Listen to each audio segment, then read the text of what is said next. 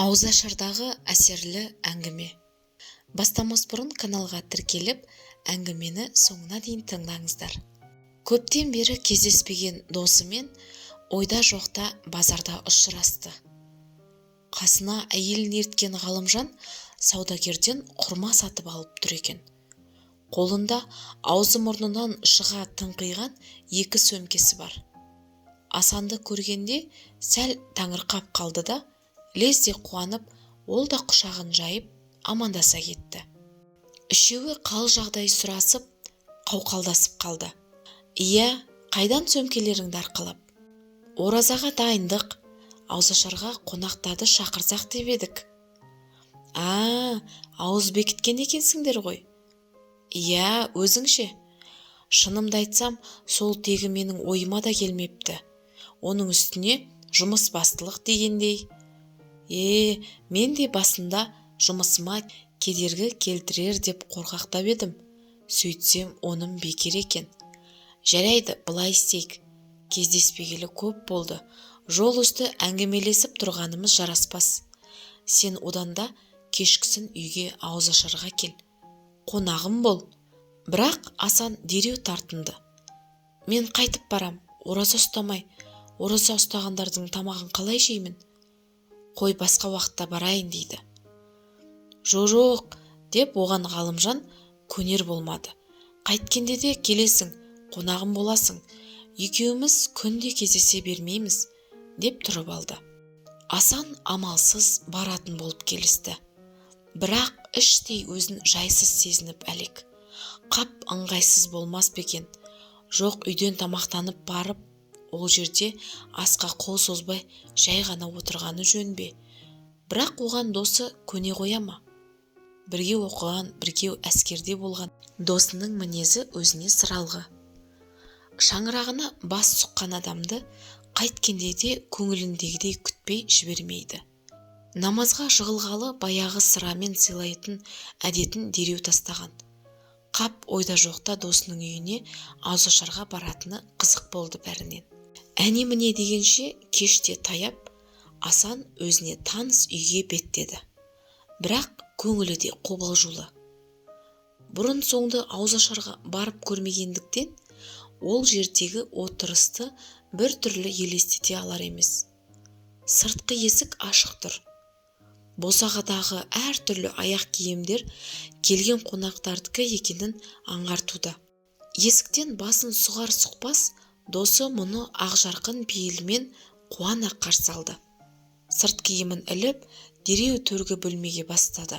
Іште төрге қарай созылған кең дастархан көздің жауын алатын неше түрлі дәмге толып тұр. Қонақтармен қол алысып амандасып, өзіне көрсетілген орынға отырды. Таныстық басталғанда ең әуелі таңғалғаны келген қонақтардың түрлі мамандық иелері екендігі болды. Бәрі де жұмыс басты кісілер. Төрде отырған жасы үлкен кісі сотта істейтінін айтты. Әйелі дәрігер екен. Ал бергі екеуі банкте істейтінін айтты. Мұғалім, журналист, әкімдікте істейтін қызметкерлер де отырды. Әңгіме ораза жайында өрбіді. Жасы үлкен кісі әңгімесін қазақ оразалымен оттас бол, иманымен жолдас бол дейді. Өз басым ораза ұстай бастағаныма 3-4 жылдың 100 болды деп бастады. Несін айтасың, бұл асқазан дегенді жыл 12 ай дамылсыз жұмыс істетіп қинай береді екенбіз. Ораза кезінде асқазан бір мезгіл демалып, жұмысын бұрынғыдан да шандандыра түсетін көрінеді. Оны өзім де байқап жүрмін. Баяғыда ішкен жегенім қорытыла алмай, бір түрлі асқазаным бүйіріп ауыратын еді. Қазір ол сап тыйылған. Өзіңді бір түрлі жеңіл сезінесің. Қайбір жылы жаңа жыл мен ораза қатар келіп, қылмыс атаулының сол жолы күрт түскені есімде. Оның сөзін әйелі іліп әкетті. Мен отағасына ораза ұстаңыз деп айтып келе жатқалы қашан. Оразаның қасиетін енді ғана өзі сезініп келеді. Ашығудың емдік қасиеті бар екені баяғыдан ақ дәлелденген нәрсе. Қазіргі күні Европада көптеген емханалар емдік мақсатта осы оразаны пайдаланады. Советтік кезде ораза намаз тоқтықта деп ысырып сөйлеп мән бермей келдік қой. Негізі ораза ұстау үшін тоқ болу міндетті емес. Қазір мынау біз айналысып жүрген медицина саласында оразаның жүрек қан тамырларына, миға, іш қатуға, артық салмақтан арылуға, бауыр метаболизманы жандандыру секілді көптеген пайдалары жұрт кәдесіне жарауда. Мұғалім кісі тарихтан сабақ береді екен.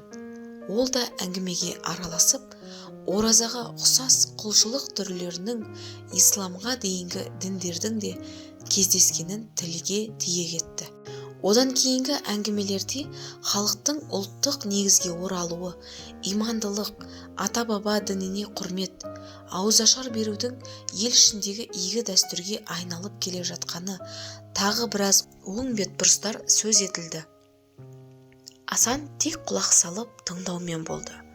Айтылғандардың барлығы да құлаққа жағынды, көкейге қонымдақ. Мынандай